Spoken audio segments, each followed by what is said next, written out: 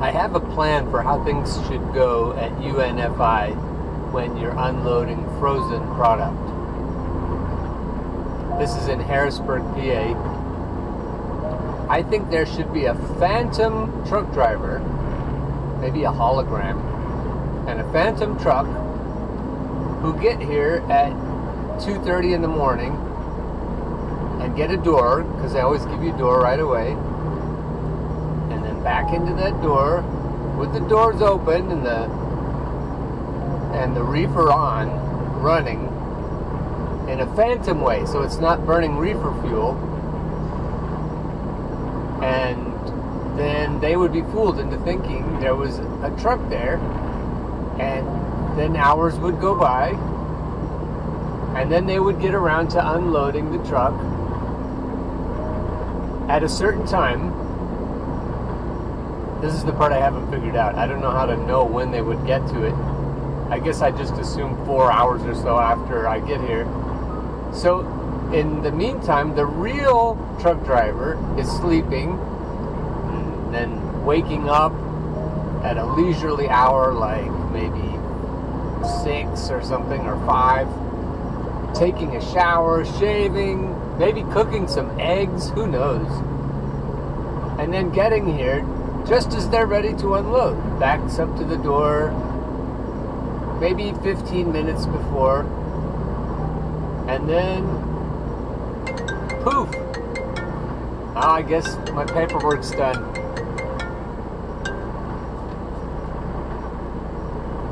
Hello? Driver door 10. Yep. Did you pay a lumber fee?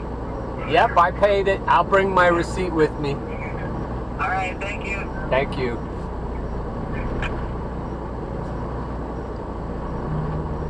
And then after they unload me, I have to figure out how to do the phantom truck in between and then press all the time together, because if you added all that, I could sleep in.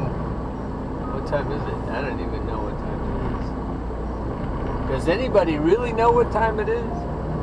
7:35 a.m. I don't know. There ought to be a way to do it. And if we figure this out, then we could do it at doctor's offices and other rude places. Okay, I know I've been dancing around this, but I wonder if you've been wondering how there can be a cabal of malicious, vicious entities around most of us, probably, in a universe that wants the best for us. Now, the universe isn't going to do it for us. The universe helps them who help themselves, but wants us to succeed, if we will. It's not quite a warm and fuzzy feeling. It's not a Hallmark feeling. It's not a Walt Disney codependency feeling. I was thinking about that earlier when I saw a billboard. It was a jewelry billboard, and it said, "Hearts on Fire," or something to that effect. And I was thinking to myself, I remember what that feels like. It's kind of a sad thing to think maybe that's not how it is. But if you liken it to a heroin addiction, then you start to come to your senses, because with the Walt Disney theme, you think of romance as something like oxygen, and you mope around if you don't have it, and you feel depressed if you don't have it. It's like life isn't worth living unless you have Cinderella in your life, or Prince Charming. And that ain't it, kid. That ain't it, kid. You don't want that kind of codependency built into your expectations. And if we didn't have those expectations, it would be a lot harder to control us. We have to be willing to mope around and be depressed and sad if we don't have Cinderella in our life. Because otherwise, we wouldn't buy all the things that will help us attract Prince Charming or Cinderella. What I should have said is that consumerism is about us wanting stuff that we don't have. And that's why we get up in the middle of the night to go drive a truck. That's why we work so hard, so that we can get stuff we don't have. If we didn't lack anything, if we didn't feel as though we lacked anything, then we wouldn't need to work so hard. And then we would look at our employers and we'd say, whatever. You want us to do what? And why do you want us to do that? But if we need things to attract mates, or just because we like to have a lot of shit that we don't need that ends up in the landfill, that's why it's so easy to control us, because we want things. We think we need things. It comes down to blatant consumerism, if not control. But consumerism is about more than products. It's about controlling us, about controlling our habits and everything, our beliefs. Because if we are not controllable, then the people who, all of the psychopaths who need to control us, will lose their shit. It isn't enough for them to be wealthy at our expense. They have to be able to control us. And one of the cheap ways they do it is this expectation that we need Prince Charming and Cinderella in our lives, or we can't be happy. I've talked about being happy first, and then if your super person comes along, your twin flame or your soulmate or whatever romantic notion you have about that, and I'm not shitting on your romantic notions, it's fun. I'm not even saying it has to be codependent to be fun. I'm saying, you can have a wonderful person in your life, but if that person is like heroin to you, and you mope around if they aren't there, that's not worth it. Having a great person in your life is wasted if that person is like heroin to you. You can't fully enjoy that person, just like you can't fully enjoy something you're addicted to. If you have a good appetite for something, then you enjoy it. But if you have an aching, endless hunger for something, consuming, partaking of it is not ever going to satisfy you. It's not as enjoyable. So back to the central question of the day, how can we have people in our lives who are dead set against us? They want us to fail. They want to ridicule us. They're not happy unless we're miserable. How can we have entire groups of people in our lives that hate us if the universe is benevolent? How can we say that the universe wants the best for us if it allows that kind of people to be in our presence? And if you know me, I'm not saying that all the people are people you can see. In my view, there are the enemies and adversaries I can see, and there are a whole host more of them that I can't see. And they're the ones who direct the ones I can see. If you think that way, then it's even harder to think of the universe as benevolent. But I think I can do it. I think I can make that connection, so I at least can see how the universe is benevolent and puts me through all that.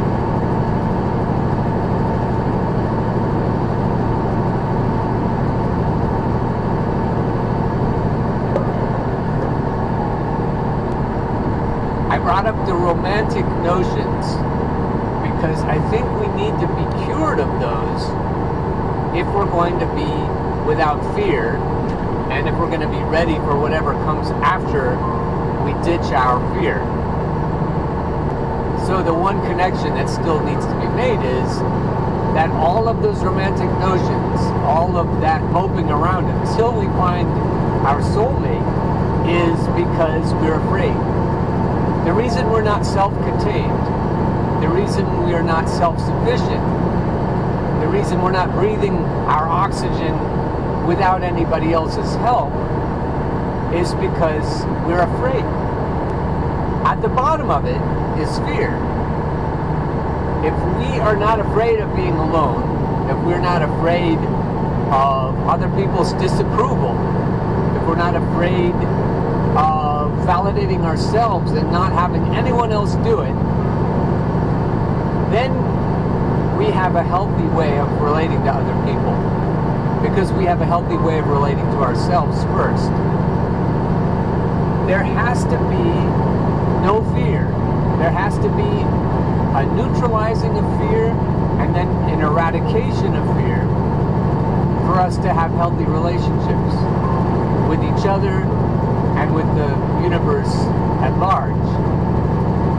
We are programmed by the circumstances we're born into to be afraid all the time. And in the process of unraveling all that programming and rewriting it, we become fit for whatever's next.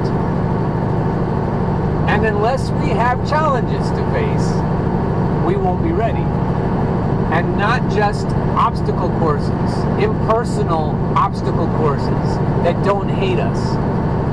For me, the ultimate challenge is not a puzzle, is not a New York Times crossword puzzle. That isn't going to help me. For me to level up, for me to be independent and fearless, I need to face what scares me most. And what scares me most is a lack of other people's approval and disdain, ridicule.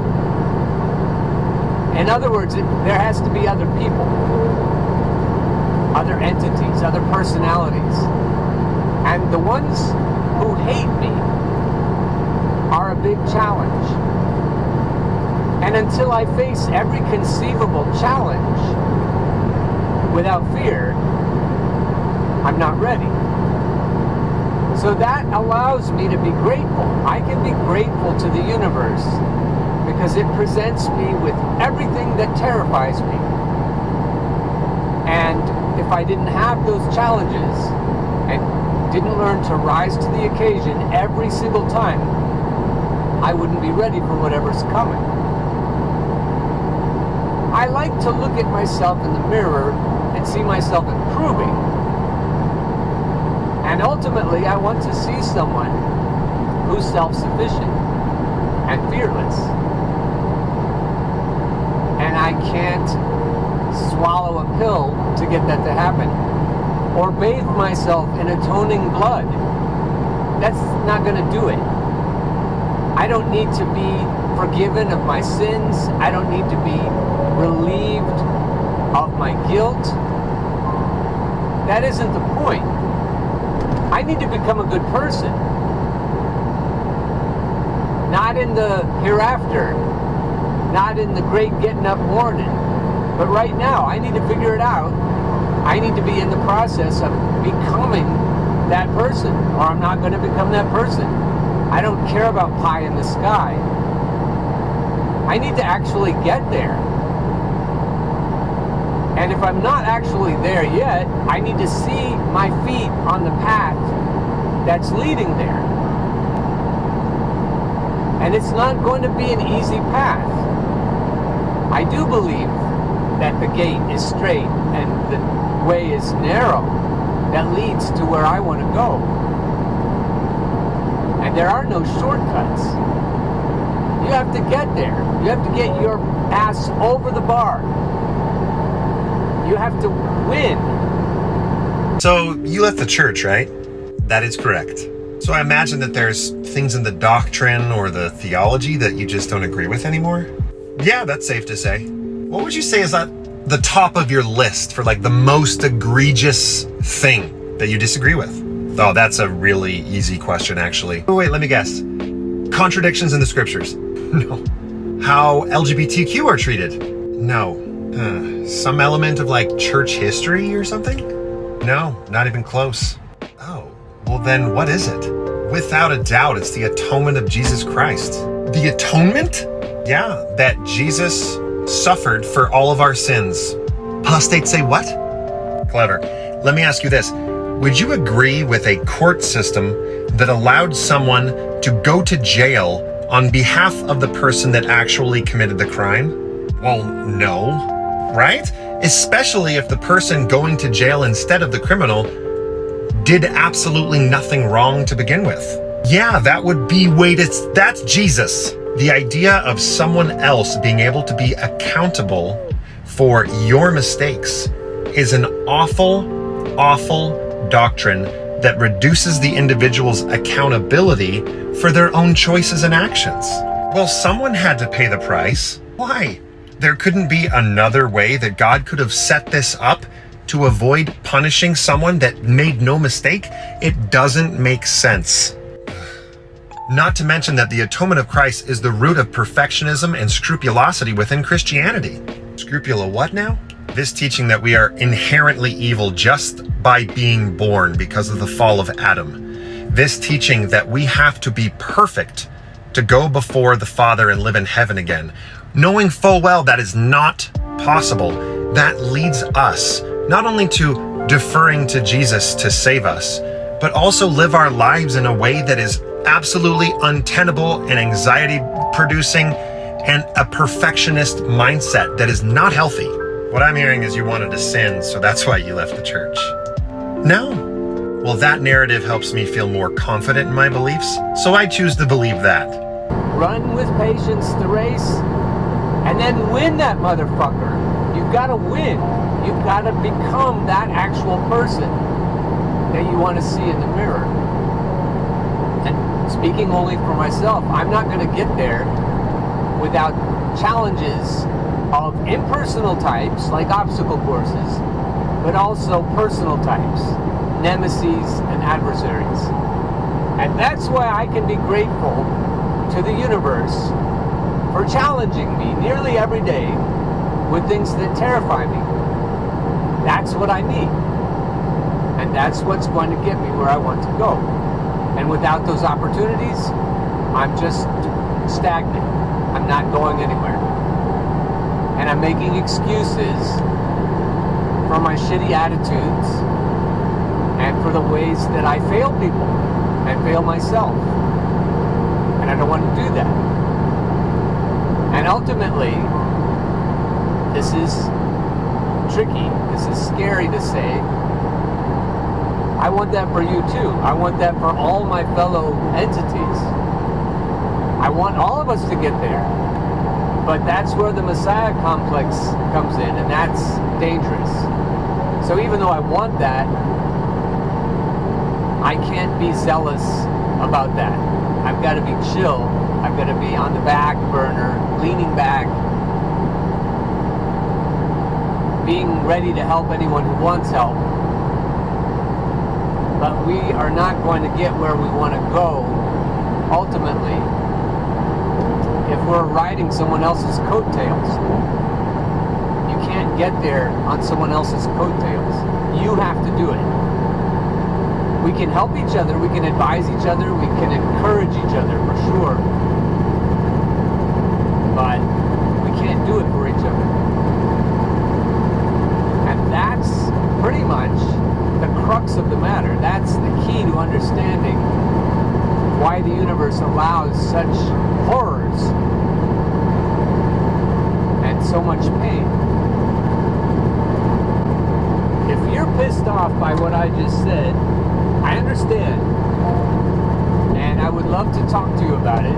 Or not, it's up to you. But I understand that I'm treading on dangerous ground. But I'm still going to tread on it. I'm still going to suggest that probably everybody who wants to get to nirvana, call it that, is going to have to go through a process of dealing with their own fears, one way or another. So this is the crux of the matter. This is a once and for all kind of discovery.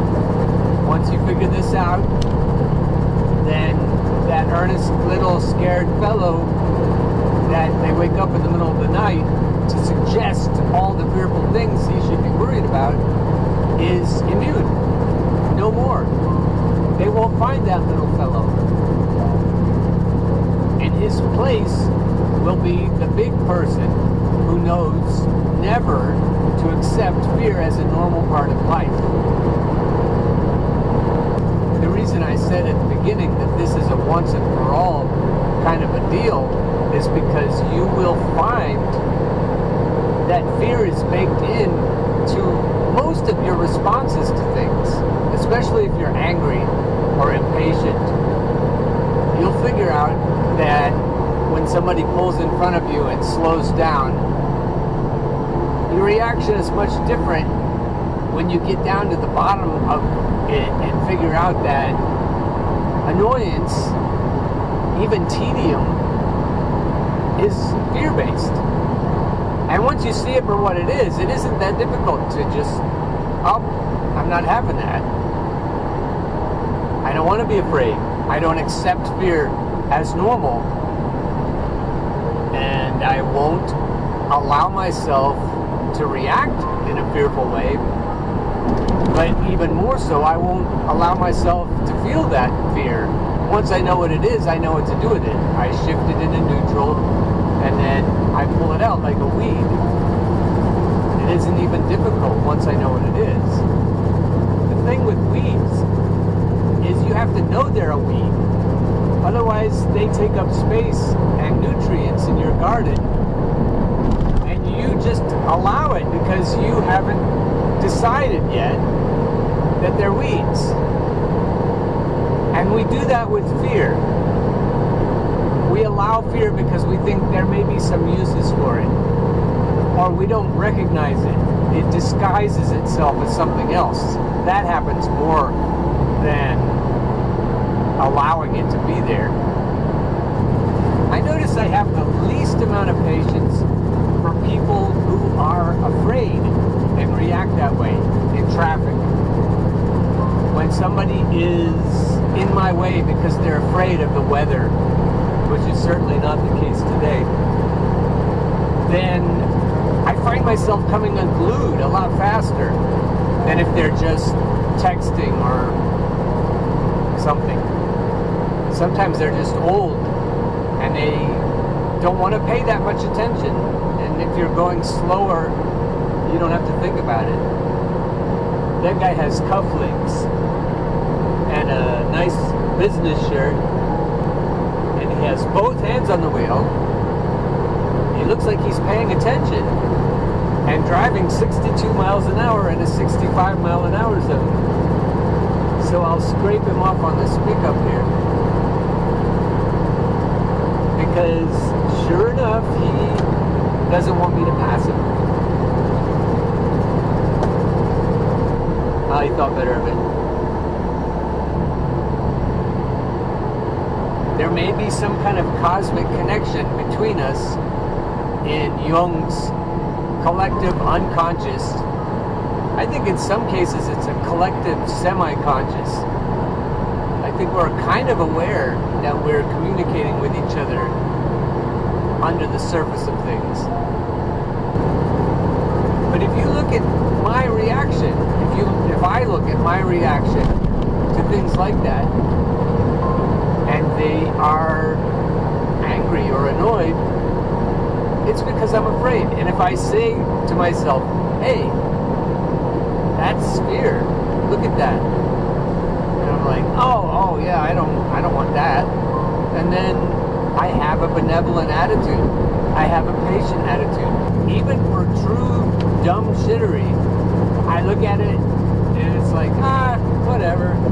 I look at everyone like they're my children or grandchildren, even old people, and I have a forbearing spirit.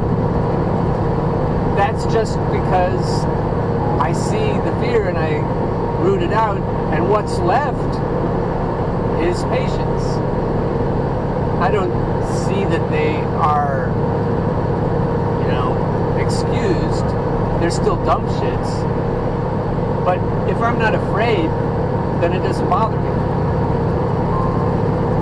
And And that's really going to help me with my relationships, especially my romantic relationships, especially in relationships where I have allowed myself to feel as though I need something from those relationships. When I feel that way, as though I need something from my relationship, that's rooted in fear. I don't need anything from my relationships if I'm not afraid. And you may argue with that, and that's fine. I'll agree to disagree. I don't see need the same way as a good appetite. I don't see hunger and appetite as the same thing. I say that the way most people do their relationships looks like Walt Disney. It looks like a heroin addiction, and I don't need that. And I think that's rooted in fear. I want something, but I don't have to have it. And that sends a different kind of energy. Aaron Doughty talks a lot about that. I think that sends the kind of non-needy energy out into the cosmos that he would condone. And the truly game-changing part of all of it, the once and for all part of it, is that you learn to see the fear in almost every response that you don't want. In every response that looks like codependency. In every response that looks like annoyance or anger. In every response that makes you look small and weak. All of that is rooted in fear. And then all you do is say, well, yeah, that's fear. And I don't allow that. And I know what to do with it. I know how to fix this. And then you systematically pull all the weeds out of your garden. And then you have a garden that's worth having. You're not wasting all your time, energy, and resources in this garden for limited yields. You're going to get lots of food and lots of beauty from your garden. And soul satisfaction. And that's how gardens should be.